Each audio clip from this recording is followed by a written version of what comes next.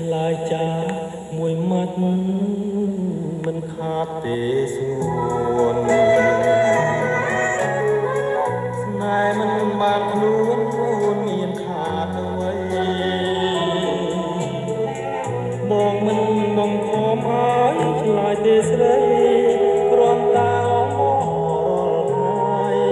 ចរណៃប្រណិតបងគេ